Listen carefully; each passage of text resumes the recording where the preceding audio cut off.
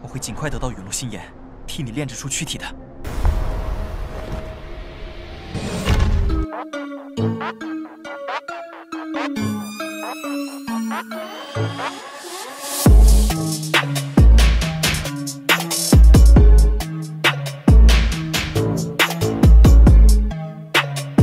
Halo guys, selamat datang kembali dalam pembahasan Battle Through the Heavens versi novel. Terima kasih untuk kalian yang selalu ramein kolom komentar dan setia di sini, dan nggak lupa juga terima kasih untuk kalian yang udah sawer kopi buat Mimin. Kui nggak nih?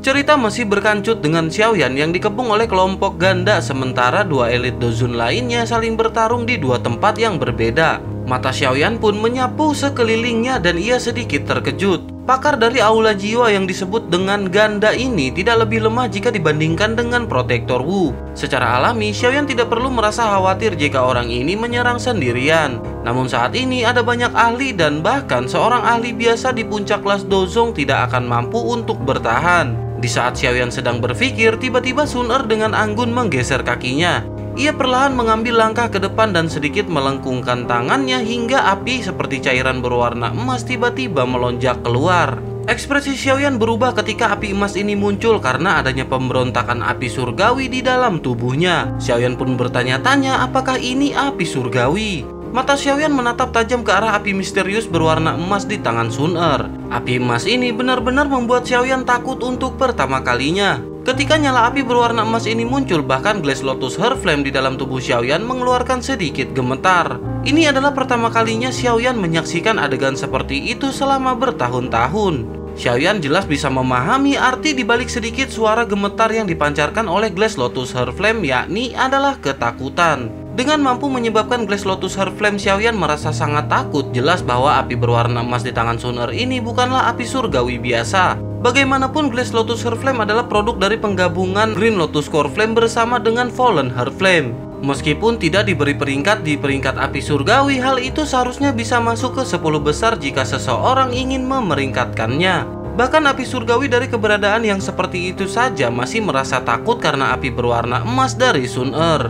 Xiaoyan jelas menyadari bahwa pada peringkat api surgawi hanya ada dua jenis api dengan warna emas di antara 10 tempat teratas. Salah satunya adalah Nine Shirin Golden Ancestor Flame yang berada di peringkat 7, dan yang lainnya adalah Golden Emperor Sky Burning Flame di peringkat keempat. Xiaoyan pun benar-benar ingin mengetahui yang manakah dari api ini yang merupakan api milik dari Sun Er.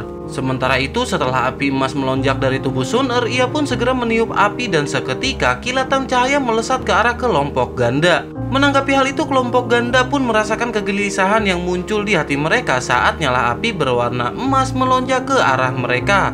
Dengan segera, lebih dari selusin orang menggerakkan doki mereka secara bersamaan. Setelah itu, mereka berubah menjadi banyak pilar doki yang menakutkan hingga akhirnya membentuk benteng pertahanan. Cahaya api berwarna emas diam-diam menembak ke dalam pertahanan doki yang luas dan perkasa dari kelompok ganda. Namun sebelum kelompok ini bisa menghela nafas lega, tiba-tiba rasa sakit yang membakar terpancar dari dada mereka. Seluruh kelompok perlahan menundukkan kepala mereka dengan susah payah hanya untuk melihat lubang dan darah sebesar setengah jari tanpa sadar muncul di dada mereka. Kelompok ganda benar-benar dipenuhi dengan keterkejutan hingga akhirnya mata mereka beralih ke tembok pertahanan doki di hadapan mereka. Segera tatapan mereka pun berfokus pada lubang dinding dan banyak seruan yang seketika terlontar. Banyak dari mereka bertanya-tanya apakah yang telah terjadi. Sementara itu, kekuatan hidup di dalam tubuh para ahli dari Hall of Soul dan Ice River Valley dengan cepat menghilang. Tubuh mereka bergoyang hingga akhirnya jatuh terlebih dahulu di depan banyak tatapan yang tercengang. Serangan cahaya api berwarna emas tampaknya tidak terlalu akurat, oleh karena itu tidak semua hati telah ditembus. Beberapa dari mereka yang beruntung terhindar dari pembunuhan seperti ganda bahkan tidak menunggu Sun Er berbicara. Mereka pun buru-buru mundur dengan wajah ketakutan. Hanya pada saat ini mereka mengerti bahwa wanita muda berpakaian hijau ini benar-benar sangat menakutkan.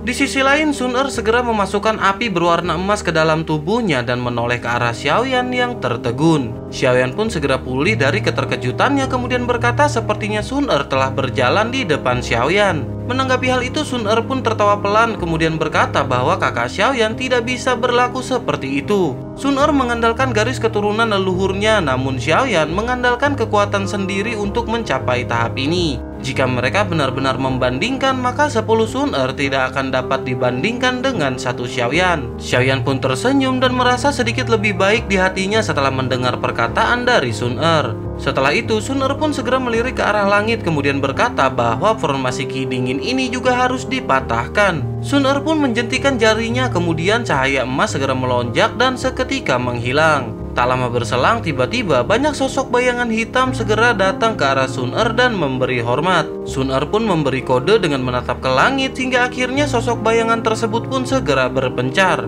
Melihat banyak pasukan hitam yang baru saja bergerak, Xiaoyan pun bertanya-tanya apakah ini kekuatan dari klan Gu. Saat ini Xiaoyan benar-benar merasa bahwa mereka sangat menakutkan. Tak lama setelah itu, kejutan di hati Xiaoyan pun berlanjut untuk waktu yang lama sebelum akhirnya terganggu oleh ledakan energi yang tiba-tiba terdengar di langit. Matanya segera mengikuti arah suara dan bisa melihat King Hai beserta dengan Tian Xuangzi dikalahkan di tangan pria tua berpakaian hitam. Bertarung sendirian melawan 2 orang namun masih tetap unggul, tentu saja kekuatan dari pria tua ini tidak dapat diremehkan. Setelah itu, mata Xiaoyan segera tertuju pada pertempuran antara pria tua berambut putih bersama dengan Bing He. Pada saat ini, ledakan pun terjadi ketika 2 sosok bertabrakan dengan cara yang seperti kilat. Suara keras yang menggetarkan jiwa segera meletus, namun pria tua berambut putih itu tertawa terbahak-bahak. Telapak tangan yang kisut tiba-tiba mengeluarkan cahaya kristal hijau ketika banyak segel tangan misterius terbentuk.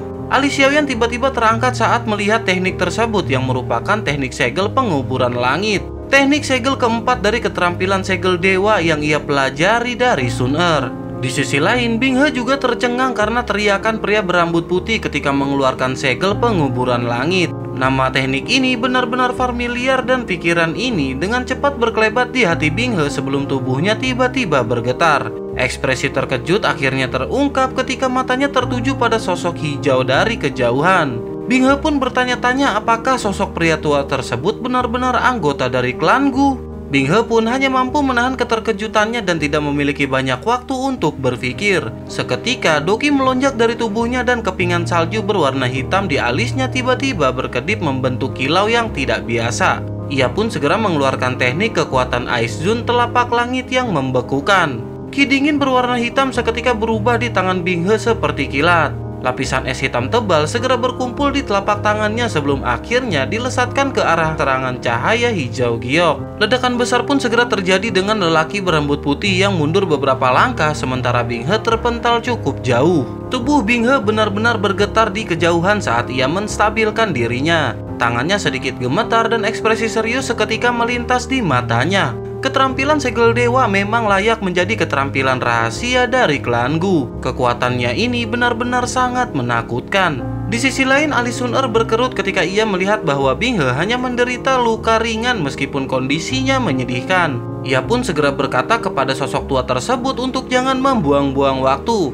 Mereka tidak memiliki banyak waktu untuk perjalanan kali ini. Mendengar hal tersebut, Bing He pun buru-buru berteriak meminta Sun Er untuk berhenti. Sun Er pun sedikit terkejut kemudian menoleh ke arah Bing He yang tertawa dengan gelap. Matanya segera beralih ke King Hai dan Tian Xuangzi, kemudian ia pun memerintahkan Tian Xuangzi untuk segera kembali. Mendengar teriakan tersebut, Tian Xuangzi pun tanpa membuang-buang waktu segera melesat menghampiri Bing He. Setelah itu Bing He menangkupkan tangannya ke arah Sun Er kemudian berkata bahwa masalah hari ini adalah kesalahan dari lembah sungai es milik. Lembah sungai es meminta maaf kepada nona muda ini jika mereka telah datang untuk menyinggung. Tian Xuangzi di sampingnya segera menatap Bing He dengan wajah kusam ketika ia mendengar kata-kata Bing He. Ia belum pernah mendengar Bing He mengucapkan kata-kata seperti itu sebelumnya. Ia pun bertanya-tanya apa latar belakang dari orang-orang ini. Di sisi lain, King Hai juga buru-buru melarikan diri dari pertempuran kemudian matanya segera melirik ke arah Bing He. Ia pun segera berkata apa maksud dari Bing He. Apakah saat ini ia mencoba membuang wajah dari lembah sungai es? Bing He pun mengabaikan teriakan marah dari King Hai. Meskipun ia benar-benar ingin mendapatkan tubuh racun yang menyedihkan, namun ia akhirnya menyerah tanpa ragu-ragu jika prasyarat untuk melakukannya adalah menyinggung dari klan Gu. Bagaimanapun, Hall of Soul mungkin tidak takut pada klan Gu, tetapi lembah sungai es miliknya tidak memiliki kekuatan seperti itu. Di sisi lain, Sun Er merenung sejenak sebelum akhirnya menoleh ke arah Xiaoyan. Menyadari hal itu, Xiaoyan tentu tahu makna dari gerakan yang dibuat oleh Sun Er. Melihat tindakan dari Sun Er, Bing He pun segera melirik ke arah Xiaoyan kemudian berkata bahwa lembah sungai es miliknya tidak akan ikut campur dalam masalah tubuh racun yang menyedihkan di masa depan. Xiaoyan segera melirik ke arah Bing He kemudian tersenyum dan berkata bahwa kepala lembah Bing benar-benar tahu cara untuk bercanda. Masalah hari ini adalah murni kesalahpahaman. Karena kepala lembah sudah begini, maka Xiaoyan tentu saja tidak akan mengganggunya. Xiaoyan jelas mengerti di dalam hatinya mengapa Bing He memperlakukan Xiaoyan dengan sopan. Tentu saja alasannya adalah karena Sun Er berada di sampingnya. Lembah sungai es dianggap cukup kuat di wilayah dataran tengah, dan dengan kekuatan saat ini di samping Sun Er, sepertinya tidak mungkin untuk sepenuhnya membasmi mereka. Selain itu, klanku mungkin tidak akan mengizinkan melakukan hal seperti itu untuk orang luar. Oleh karena itu, menakuti lembah sungai es hari ini sudah merupakan akhir yang terbaik. Secara alami, beberapa dendam di antara mereka akan ditangani olehnya ketika ia memiliki kekuatan untuk memenuhinya di masa depan. Bing He pun menghela nafas lega setelah mendengar perkataan dari Xiaoyan. Ia pun segera berkata bahwa ia akan meminta beberapa orang untuk mengurus kekacauan di kota Ye dan tidak akan tinggal lebih lama lagi hari ini. Ia pun segera menoleh ke arah Sun Er kemudian menangkupkan tangannya dan berkata semoga masalah hari ini hanya beberapa dendam kecil dan tidak akan mempengaruhi hubungan apapun setelah ini. Sun Er pun tersenyum kemudian berkata ia juga berharap bahwa masalah hari ini tidak akan terjadi untuk yang kedua kalinya. Jika tidak, maka tempat yang harus ia kunjungi tidak lain dan tidak bukan mungkin adalah lembah sungai es. Ekspresi Bing He pun sedikit berubah dan ia sedikit memaksakan senyum sebelum akhirnya melambaikan lengan bajunya. Ruang di belakangnya menjadi terdistorsi dan tubuhnya perlahan menghilang bersama dengan Tian Xuangzi yang buru-buru mengikutinya. Di sisi lain, mata King Hai menatap kelompok Bing He yang pergi dengan menyedihkan. Hatinya pun akhirnya mulai sedikit panik dan tubuhnya bergerak dengan ruang yang di sekitarnya menjadi terdistorsi. Namun ketika ia baru saja akan melarikan diri, tiba-tiba dua sosok hitam muncul dengan aneh di sampingnya. Tangan mereka pun dengan kuat segera mengunci bahu dari King Hai. Menyadari hal tersebut, King Hai pun segera menatap tajam ke arah Xiaoyan kemudian berkata bahwa jika Xiaoyan berani menyakiti dirinya, itu akan sama saja dengan Xiaoyan menjadi musuh dengan Hall of Soul. Saat ini ia tidak tahu latar belakang seperti apa yang Xiaoyan miliki, tetapi menyinggung Hall of Soul adalah tindakan yang sangat bodoh. Mendengar perkataan tersebut, pria berambut putih di sampingnya pun segera tertawa kemudian bertanya apakah Hall of Soul benar-benar sehebat itu. Tak lama, kelompok Xiaoyan pun segera melangkah maju melalui udara kosong dan berhenti di depan King Hai. Dengan senyum tipis, Xiaoyan segera berkata bahkan jika Xiaoyan tidak melakukan apapun kepada King Hai, Hall of Soul tetap tidak akan melepaskan Xiaoyan. Oleh karena itu, ancaman King Hai saat ini benar-benar tidak berguna untuk Xiaoyan. Setelah itu, mata Xiaoyan pun beralih ke dua tetua di sisi King Hai, kemudian menangkupkan kedua tangannya dan berkata bahwa Xiaoyan telah merepotkan mereka berdua. Salah seorang pria pun segera menjawab bahwa itu hanyalah perintah dari nona muda. Dengan begitu, tidak perlu berterima kasih kepada mereka berdua. Xiaoyan pun tersenyum kemudian berkata bahwa saat ini yang terbaik adalah menyegel tubuh dari King Hai. Tetua yang terhormat bukanlah seorang pelindung biasa. Kemungkinan bahkan Hall of Soul akan merasakan sakit hati jika mereka kehilangan tetua terhormat. Selain itu, tetua terhormat mungkin berguna saat menyelamatkan gurunya di masa depan. Ekspresi King Hai menjadi lebih ganas ketika ia mendengar perkataan Xiaoyan. Dengan segera ia pun tertawa keras dan dingin dan wajahnya tiba-tiba memerah. Ekspresi Sun Er seketika berubah saat ia melihat penampilan dari King Hai kemudian memerintahkan semuanya untuk berhati-hati karena King Hai ingin menghancurkan diri sendiri. Sun Er pun segera meraih Xiaoyan dan mundur dengan kecepatan seperti kilat. Sementara lelaki tua berpakaian hitam dan berambut putih segera menempelkan telapak tangan mereka dan menekan tubuh dari King Hai. Setelah agak cukup lama, keduanya pun segera bertukar tatapan dan merasa bahwa King Hai memiliki teknik penghancuran tubuh yang sangat unik dan sulit untuk ditahan. Mereka pun segera melesat pergi menjauh dari tubuh King Hai yang mulai membengkak. Tak berselang lama, ledakan pun segera terjadi dengan tubuh King Hai yang terpencar ke segala arah. Ledakan besar dengan gelombang yang menakutkan memaksa semua orang yang ada di langit untuk turun ke tanah. Gelombang besar pun terus berlangsung hingga 2 atau 3 menit sebelum akhirnya gelombang tersebut pun segera menghilang. Xiaoyan pun menghela nafas lega kemudian bergumam bahwa teknik penghancuran diri yang dihasilkan oleh Dozun benar-benar sangat menakutkan. Tianhuo Zunzi menggelengkan kepalanya dan berbicara bahwa seorang elit Dozun tidak akan mati dengan mudah. Penghancuran diri semacam ini hanya akan menghancurkan tubuh fisiknya. Jika jiwanya lolos, maka aula jiwa tidak akan kesulitan untuk membuatkan tubuh lain untuknya. Menanggapi hal itu, Sun Er pun tersenyum kemudian berkata hal itu akan terjadi jika jiwanya bisa melarikan diri. Sun Er pun segera menoleh ke arah ruang yang berada di langit yang jauh sebelum akhirnya melesat dan telah berada di ruang tersebut. Api emas segera melonjak dengan lengan Sun Er yang dilambaikan ke arah ruang kosong. Seketika ledakan pun segera terjadi menampilkan satu sosok ilusi yang hendak melarikan diri. Setelah itu api berwarna emas pun membungkus tubuh ilusi King Hai sebelum akhirnya Sun Er kembali ke arah Xiaoyan. Sun Er pun segera melemparkan api kepada Xiaoyan kemudian dengan lembut tertawa dan berkata bahwa ia akan memberikannya kepada kakak Xiaoyan. Menanggapi hal itu, Xiaoyan pun segera menerima kelompok cahaya dan beberapa kejutan melintas di matanya. Dengan meminjam kekuatan dari Fallen Heart Flame, Xiaoyan masih dapat mendeteksi jiwanya. Namun Xiaoyan benar-benar tidak dapat menjangkau jauh ke dalam celah spasial seperti yang dilakukan oleh Sun Er. Setelah itu Xiaoyan pun mengeluarkan botol giok di cincin penyimpanannya dan Xiaoyan segera memasukkan gugus cahaya ke dalamnya. Setelah itu Xiaoyan pun menggosokkan jarinya ke mulut botol dan api tak terlihat muncul di atasnya. Melihat hal tersebut, Sun Er pun segera bertanya apakah ini Fallen Heart Flame? Apakah tetua pertama Suqian tidak marah kepada kakak Xiaoyan? Menanggapi hal itu, Xiaoyan pun tidak berdaya menggelengkan kepalanya dan tertawa terbahak-bahak sebelum akhirnya berterima kasih karena Sun Er telah datang untuk membantu. Jika Sun Er tidak muncul kali ini, maka kemungkinan Xiaoyan akan kesulitan untuk melarikan diri. Sun Er pun tersenyum sebelum akhirnya tangan Xiaoyan mengusap kepalanya yang masih agak pusing. Ini adalah sequel setelah menggunakan Skyfire Three Mysterious Chains. Setelah itu, Xiaoyan pun mengalihkan pandangannya dan menatap ke arah dokter peri kecil yang berdiri diam di belakangnya. Baru saja Xiaoyan akan mengatakan sesuatu, tiba-tiba ia menemukan bahwa mata kedua wanita itu saling bertabrakan.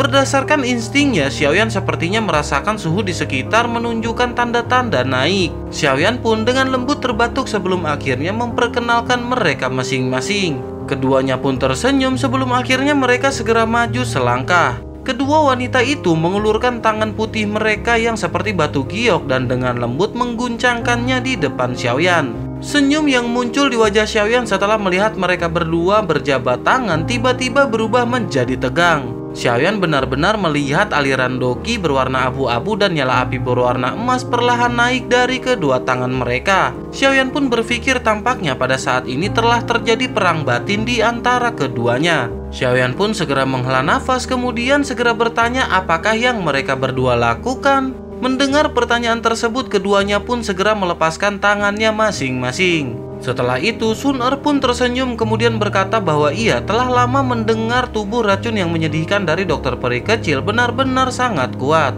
Ternyata itu benar-benar sesuai dengan reputasinya sekarang setelah mereka bertemu. Sun Er pun berterima kasih kepada dokter peri kecil karena telah merawat Xiaoyan selama periode waktu ini. Sementara itu di sisi lain, dokter peri kecil pun tersenyum dan berkata ia telah mendengar bahwa Xiaoyan menyebut nama Sun Er berkali-kali. Sekarang setelah mereka bertemu, ternyata Sun Er memang seorang wanita yang diberkati oleh surga. Tidak heran Sun Er pun terus-menerus ada di pikiran Xiaoyan. Melihat hal tersebut, Xiaoyan pun segera menghela nafas kemudian berkata karena masalah ini sudah selesai, sebaiknya mereka semua beristirahat sejenak. Terlebih lagi, di sini bukanlah tempat yang bagus untuk mereka mengobrol. Sun Er dan dokter peri kecil seketika mengangguk sebelum akhirnya Xiaoyan pun memimpin mereka untuk segera mendarat ke rumah klan Ye. Seluruh kota Ye juga mulai menjadi gempar setelah kelompok Xiaoyan bergegas turun.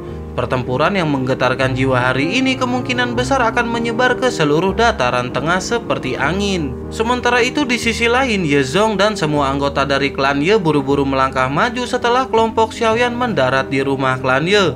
Setelah pertempuran mengejutkan hari ini, Ye Zong secara pribadi akhirnya menyaksikan kemampuan Xiaoyan. Bahkan saat faksi sekuat lembah sungai es dipaksa kembali dengan putus asa meskipun telah mengirim semua orang terkuat milik mereka. Dari sini semua orang bisa tahu seberapa besar kekuatan Xiaoyan. Meskipun ia mengerti dengan jelas bahwa sebagian besar dari ini adalah karena kedatangan bala bantuan yang tiba-tiba, namun hal itu juga merupakan kemampuan pemanggilan bantuan dari Xiaoyan. Di sisi lain, wajah Xinlan dipenuhi dengan kegembiraan ketika ia melihat Xiaoyan, kemudian bertanya bagaimanakah keadaan dari kakak Xiaoyan. Xiaoyan pun tersenyum dan mengangguk, kemudian ia menunjuk ke arah Sun Er dan berkata kepada Xinlan bahwa ini adalah Sun Er, dan Xiaoyan pikir seharusnya Xinlan juga telah mendengar nama ini. Xinlan pun sedikit terkejut kemudian bertanya apakah ini senior Sun Er yang merupakan salah satu pendiri dari Pain's Gate. Menjadi anggota dari Pain's Gate, bagaimana mungkin ia tidak pernah mendengarnya? Sun Er pun tersenyum kemudian dengan lembut bertanya apakah Xinlan juga merupakan seorang siswa dari Akademi Dalam.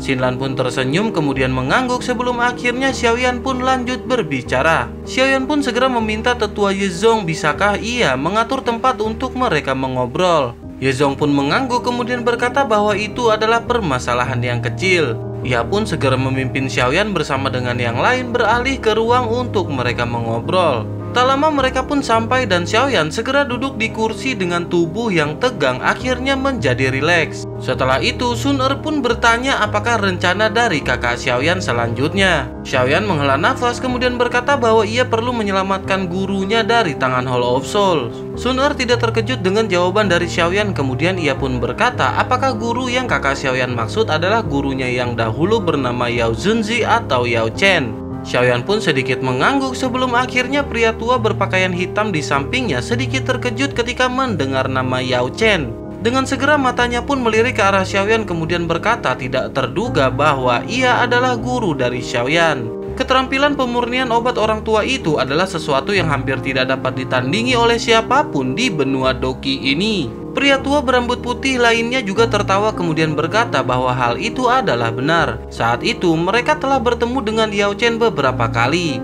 Namun mereka berdua hanyalah seorang elit dozong biasa pada saat itu. Xiaoyan pun sedikit tersenyum sebelum akhirnya matanya beralih ke Sun Er yang terlihat sedang berpikir dan bertanya apakah yang ia pikirkan. Sun Er ragu-ragu sejenak sebelum akhirnya menjawab bahwa Aula Jiwa pasti akan mengambil tindakan pencegahan terhadap Xiaoyan setelah permasalahan hari ini.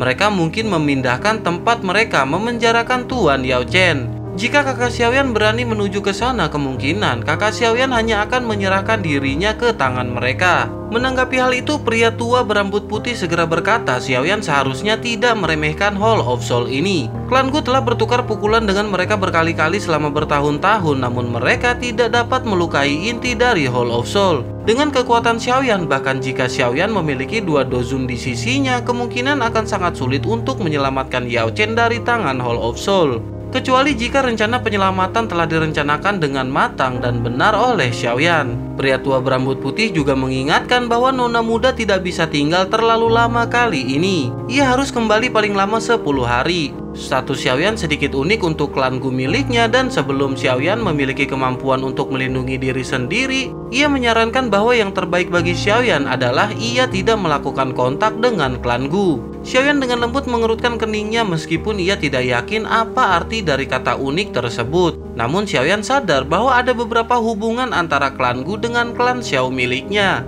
Terlebih lagi, Toshi Ancient Gadget pada dirinya adalah sesuatu yang ingin didapatkan oleh klan Gu. Yao Lao telah mengingatkannya pada saat itu bahwa yang terbaik adalah tidak membocorkan berita tentang hal tersebut. Jika tidak, maka hal itu pasti akan menarik bencana yang fatal bagi Xiaoyan. Setelah itu, Sun Er menjelaskan bahwa kekuatan dari Hall of Soul jauh lebih kuat dari apa yang kakak Xiaoyan lihat. Oleh karena itu, Xiaoyan tidak boleh lengah dan masalah menyelamatkan Tuan Yao Lao dan Paman Xiao semuanya bergantung kepada Xiaoyan. Xiaoyan pun seketika merenung setelah mendengar perkataan dari Sun Er. Setelah cukup lama, Xiaoyan pun segera berkata bahwa ia tidak akan pergi ke Hall of Soul untuk saat ini. Mendengar hal itu, Sun Er pun menghela nafas lega dalam hatinya kemudian berkata bahwa kakak Xiaoyan harus yakin karena Tuan Yao Chen bukanlah seorang dozun biasa. Hall of Soul tidak akan mengambil nyawanya dengan mudah dan setelah Sun Er kembali, maka ia akan menggunakan kekuatan dari klan Gu untuk menemukan lokasi di mana Tuan Yao Chen dipenjara. Jika Sun Er menerima berita apapun, maka ia akan segera mengirim seseorang untuk memberitahu kakak Xiaoyan. Xiaoyan pun sedikit mengangguk karena saat ini bukan waktu yang terbaik untuk menyelamatkan Yao Lao, maka ia perlu mempersiapkan masalah pengumpulan pil menara pil. Jika Xiaoyan bisa mendapatkan 3000 Burning Flame, maka kekuatannya pasti akan melonjak. Pada saat itulah Xiaoyan akan mampu melawan para ahli yang berada di level seperti Bing He.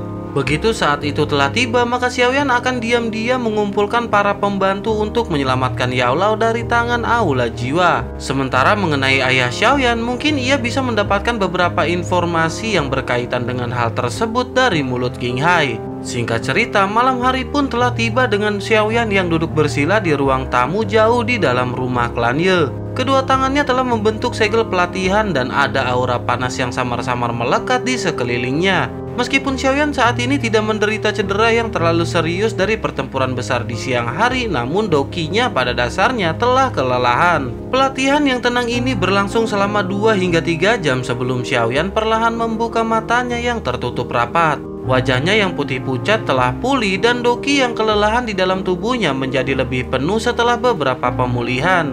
Xiaoyan pun berpikir bahwa kekuatannya saat ini masih sangat kurang. Dengan kekuatan Xiaoyan saat ini, ia paling bisa berurusan dengan para ahli di puncak kelas Dozong. Adapun dalam menghadapi kelas Dozun, kecuali Xiaoyan menggunakan api teratai pemusnahan terakhir, kemungkinan Xiaoyan akan mengalami kesulitan untuk melukai mereka. Xiaoyan pun merenung sejenak sebelum akhirnya mengingat sesuatu, kemudian bergumam bahwa setelah ia pulih, maka ia akan memperbaiki Demon Poison Spot. Benda ini telah tinggal di tubuh Xiaoyan selama bertahun-tahun dan sudah waktunya untuk benar-benar menyingkirkannya. Xiaoyan pun berusaha menenangkan hatinya, kemudian baru saja akan memasuki kondisi latihan, tiba-tiba matanya beralih ke arah jendela. Ia pun tersenyum kemudian berkata karena Sun Er sudah berada di sini, mengapa ia masih bersembunyi. Sebuah tawa lembut segera ditransmisikan ke dalam ruangan setelah Xiaoyan tersenyum. Dengan segera sosok berwarna hijau pun masuk dan berdiri dengan cantik di depan Xiaoyan. Ia pun tersenyum kemudian bertanya bahwa ini sudah sangat larut, namun kakak Xiaoyan masih belum beristri jahat.